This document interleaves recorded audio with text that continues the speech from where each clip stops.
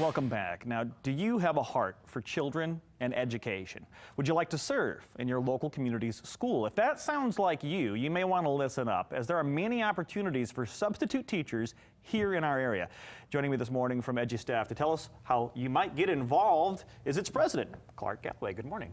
Thank you. Nice to be here today. Thank you for being here. And we were just talking off the air about how EDUStaff has really expanded its reach in West Michigan. Yes, we have. If you consider your viewership at this point, EDUStaff has now added to Muskegon County, Newaygo County, and so really most of the districts in Western Michigan now have an agreement with EDUStaff to provide various levels of substitute teacher services. And good news is the pay rate for teachers is going up a bit. You know, we're starting to see a trend where school districts are doing what they can to increase pay rates. Obviously, their budgets come from the state of Michigan, and money doesn't necessarily grow on trees. And so they're finding different ways to incentivize substitutes, both on daily rates and for substitutes that are long-term substitutes, those that are building subs that are more loyal and working daily in the school district. And so there's various programs out there for substitutes. And why is there such a constant need for substitute teachers? Well, we're glad to lose our substitutes to what I would call direct employment into the school district. And so we are the front door. So we are recruiting, we're advertising, we're looking for substitutes. We'll train them in the process of how to become a substitute in the various school districts that we serve. They will go into the school district and work as a substitute, and our best people become direct employed by the school district. And so we lose a third, maybe a half of our substitutes every year. So it's a constant inflow looking for people who are willing to serve in that particular capacity. And some of the things that have changed recently is as we've seen less people go into educational programs at the college level to become a teacher.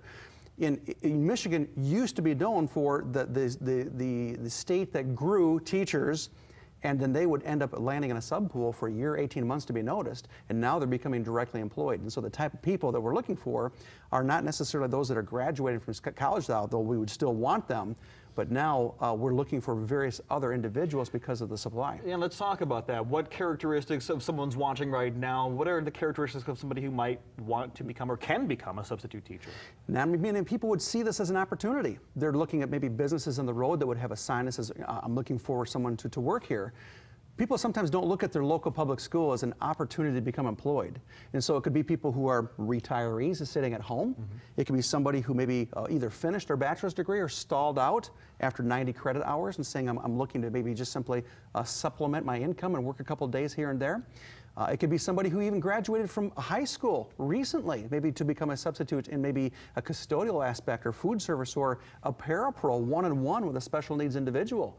It could be somebody who is maybe in a community college who maybe is working towards and completing an associate's degree that wants to get their feet wet in education and starting out in the parapro work, or maybe has 90 credit hours. And so there's various people groups, especially our retirees at home, that can come back in.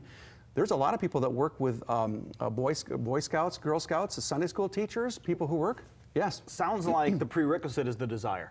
The desire to work with children. And beyond that, there really isn't a prerequisite to have a degree or anything like that. You can come to EDUStaff, get trained, and get placed. That is correct. 90 credit hours for the substitute teacher, high school graduate for other various positions. Okay, so there is a little bit of a bar to meet before getting in, but not, if that's you, EDUStaff.org.